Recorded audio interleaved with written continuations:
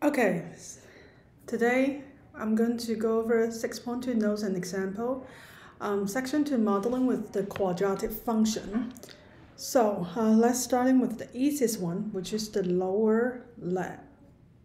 Yes, the height of an object thrown in the air follows the equation ht equals to negative 4.9 t squared plus 200t plus 15.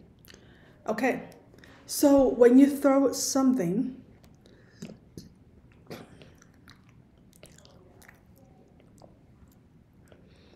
the trajectory is going to look like this one, right? The x-axis is t, that means the time, maybe in second. And then the y-axis is the height. Or I should say the vertical axis would be represent the height, and the horizontal axis represent the time. So okay, from what height was the object thrown? So that means they asked you originally, how high do you hold in this object? Which means it's this point, right? So this is our y-intercept. So how do we find y-intercept?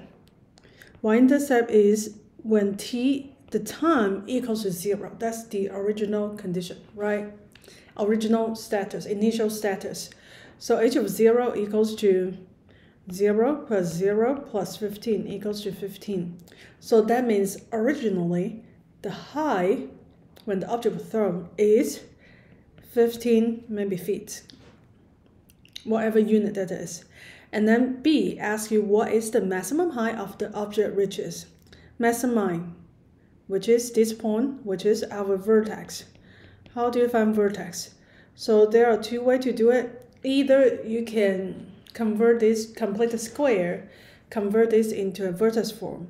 But the easiest way is you find out, use the vertex formula, which is x equals to negative b over 2a. B is equals to 200, 2 times a, which is negative 4.9. So this is equals to 20.408. And then you substitute x equals to, oh, I should change this to t, not x. T equals to 20.408 into the function. So we have h of 20.408 equals to, you substitute it, you will get the maximum height, which is 2055.816. Okay, so the last one is when the object hit the ground. So when the object hit the ground, that means what? The height equals to 0. The height equals to 0 means this is an x-axis, right? Trying to find x-intercept, which is this point. This is our C, this is B, this is our A. Okay, how do you find when the height equals to 0? So that means we want to set the equation equals to 0. And then we solve it. So try to solve it by yourself. So t is equal to 1 positive number and 1 negative number. So since it's time, we can't have a negative, so we just keep the positive one. Okay, second one. You want to enclose 2 pens by fencing a rectangular area divided into half. If you have 1200 feet of fencing available, what is the maximum area you can enclose? So area equals to what? Area is equals to the width times the length, or the length times the width. So here is our length of this rectangle, and then this is our width. Maybe I should do it here. This is the length. Okay, so how do we find the width and the length? Oh, here gives you another things. Hey, totally you will have 1200 feet of fencing available. So that means all the parameter, all the fencing, the sum of all the fencing is 1200. So the fencing, which is all the parameter or all the material that you can use, total is what? 3 width, right? Plus 2 lengths. Totally equals to 1200. And now we're trying to find the maximum of the area. We have 2 variables. You try to narrow down to 1 variable. So that means we need to solve for L in terms of W. So here we have 3W plus 2L equals to 1200. So let's subtract 3W on both sides. So I have 2L equals to 1200 minus 3W. And then we divide it by 2. So I have L equals to 1200 equals to minus 3W over 2. So simplify, I have 600 minus 3 half W. And now you substitute, because now I can use W to represent L. So that means when we're trying to figure out the area, we can narrow down to, reduce to 1 variable. So the area equals to 600 minus 3 half W times W. We simplify it. We have 600W minus 2/3 W squared. So they're trying to maximize the area. So what you would do is use the what? W equals to negative B over 2A, which is equals to 200. Try to calculate that by yourself. And then you will find out the area when you substitute 200 in it. So the maximum of the area is equals to 600 times 200 plus 2/3 200 square, which is equals to 60,000 square feet. Okay, so next one. A hotel fund on average it can rent 80 rooms when the price at $60 per room, and a 75 room when the price at $70 per room, assuming the number of rooms rented is linearly related to the price. So here gives you that, hey, number of rooms is linearity is related to the price. So that means we can write it as what? The number of rooms is what? Equals to A times P plus B, or M times P plus B, which means we're trying to find the slope and the intercept, their linear function. So we have 2 points. When the price is 60, you rent 80 rooms. When the price was 70, you rent 75 rooms. You need to be careful. You can write it as 80, 60, because look, our x-coordinate is P, our input is P, the output is the number of the room. The input is the price per room, right, of each room. So that means the input should be the price, and then the output should be the number of the room. So it should be in this ordered pair. So when the price at 60, you rent out 80 room. When the price is 17, you rent out 75 room. Now we try to find M, which is use the slope 80 minus 75 over 60 minus 70. So I have negative 1/2. And then we find B by substitute one of the function. So I have 60 equals to negative 1/2 P 60 plus B equals to 80. So I solve for B equals to 110. Okay, so the linear function, the numbers of rooms related to the price is equals to negative 1/2 P plus 110. Okay, so how to maximize the value? So how do you find the revenue of the hotel? So the revenue equals to what? the numbers of room that you rent out times the unit price, the price of each room that you rent out. Okay, so the number of room is in this function, which is negative 1/2 p plus 110 times the price. Here we have our quadratic function. When you simplify it,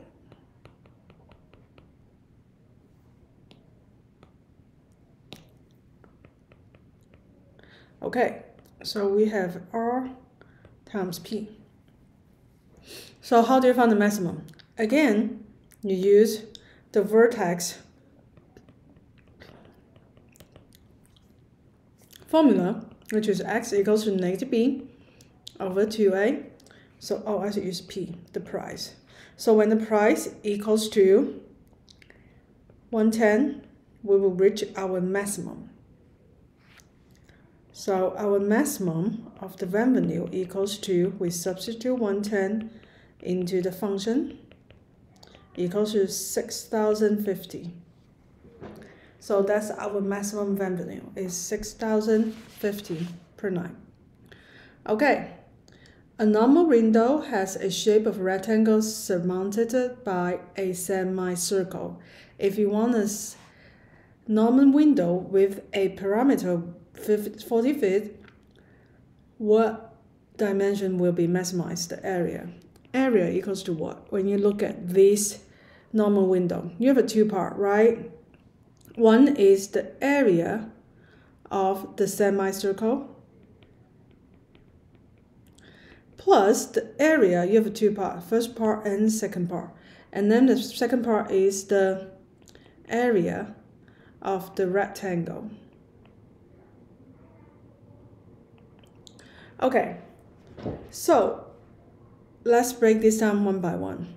So if this is the width, this line is the width, this is the length. Let's take a look. Area of a rectangle is easier, which is equals to the width times the length. So the area of a circle, so the area, just think about circle. Area of the circle is equal to what? Pi r squared, right? But since this is semicircle, so you should just use half of the pi r squared. So now we have three variables, r, w, and l. We were trying to reduce to one variable, then we can find the maximize by finding the quadratic function's vertex. Okay, so look at r. The radius and the width, what's the relationship? Well, in this case, the diameter is equal to the width, which means 2r equals to w. So we can replace what? The width with 2r. So our area is equals to pi r squared plus 2r times l. Okay, so now I'm going to change this as r, which means the radius. But still, we have a two variable, r and l. How do we reduce it? So here they give you another condition, which is the perimeter is 14 feet. So I'm going to use different color of pen. So the perimeter has which part? This half of the circumference of the semicircle, right? And then 3 sides of this rectangle. So I have the perimeter. Would you be able to see it? Let me use a red one. So the perimeter of this normal window, you have two parts, which is half of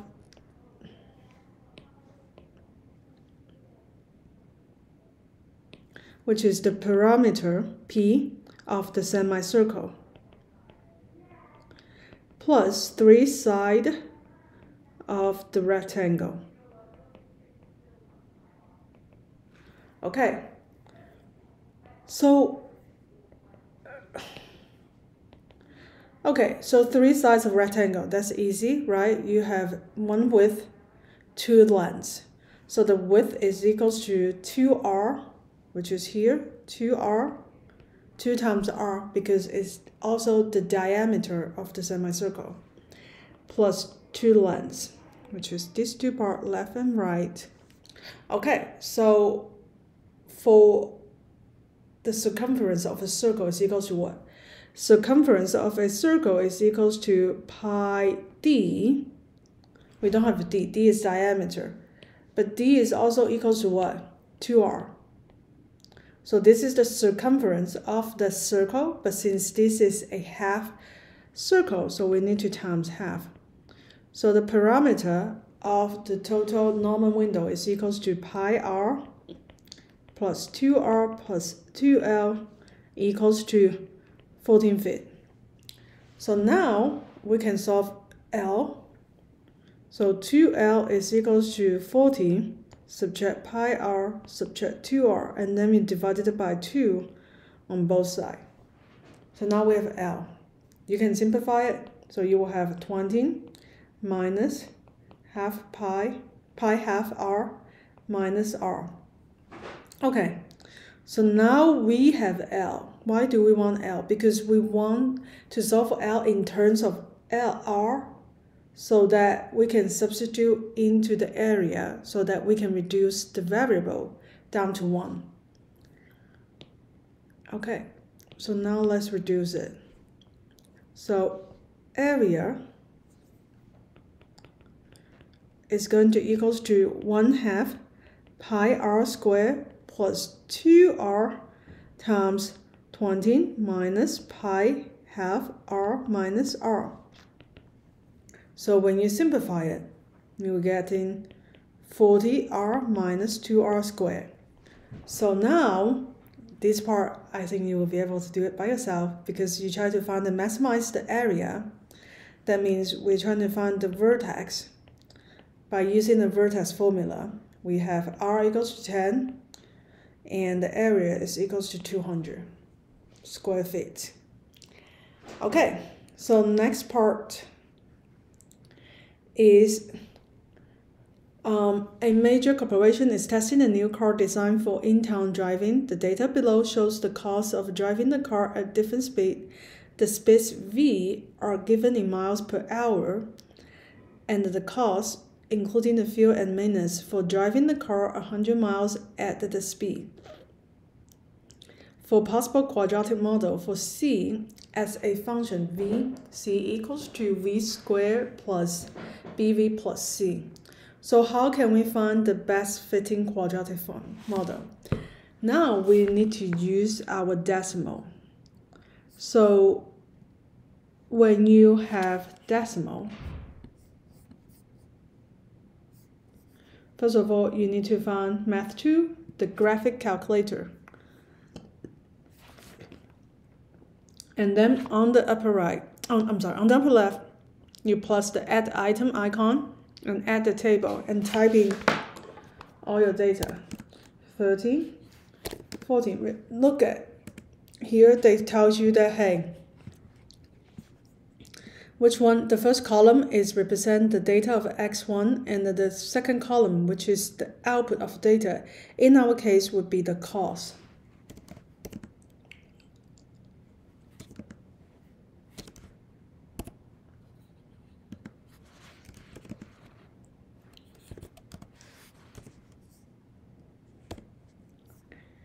Okay, so this should be plotted in here. So look, you can tell this is a curve like quadratic function open up a parabola. So how can we plot this? What you can do is you type in the function, since this is a y1 function, and then related to, you use the tail, which is on the upper left of your keyboard, and then we type in ax1 squared plus bx1. Why we need to use x1? Because the column index is x1 and the y1. So it's really important that you use x1 and y1 plus c. Okay, so here is the best fitting parabola for this model. Okay, on the left, they give you the statistic. R squared means what? R squared means 99.75% of the data will fit in this model. That means how accurate the model is. When R equals to 1, that means this is exactly the same model. Okay, and then they give you A, B, C, the parameter of A, B, C, which is computing by the computer. Okay. So then, with this, we can write down our answer for the model. So we have y equals to, no, they use cos. The cos is equals to 0.00571429 x v squared with the speed. V squared minus 0.417429v plus 15.5629. Remember, our R squared equals to 0.9975. That means 99.75% of the data was explained by the equation or the model. Okay, next one. When the basketball player practices free throw, the ball leaves the hands at the height of 7 feet and reaches the vertex of its trajectory 10 feet away at the height of 11 feet, shows here. Find the quadratic function for the ball's trajectory. Again, we can use our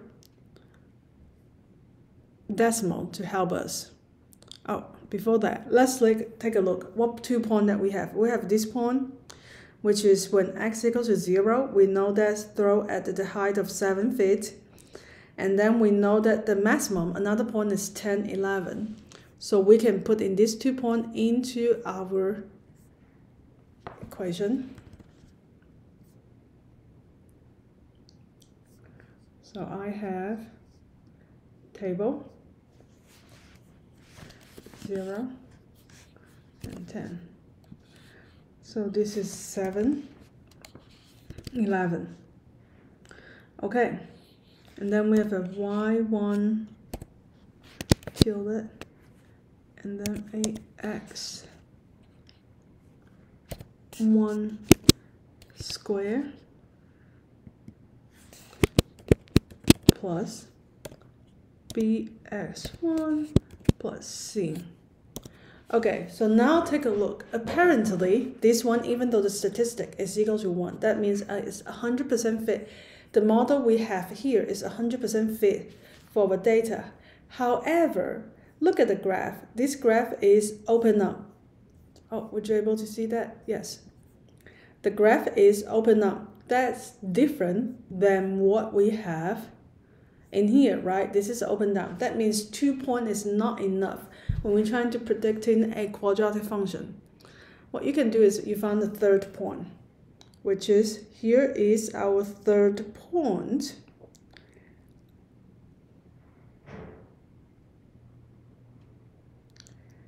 When x equals to 15, y is equals to 10. We also need to plug in that point and see what model do we find. So let's plug in another point, 10, and then 15. Here we are, that's the model that we want. So here we have R equals to 1, that means 100% of the data was explained by the equation. So what equation? A is equal to negative 0.004, B is equal to 0.8, C is equal to 7. So we write this down. So we have the height equals to negative 0.004 times the distance, let's say x squared plus 0.8x plus 7. Okay, so do you think the shot will score on the basketball court when the hoop is 15 fit from the shooter and the 10 feet high? Yes, because this is on our trajectory, right? It fits our model, so yes.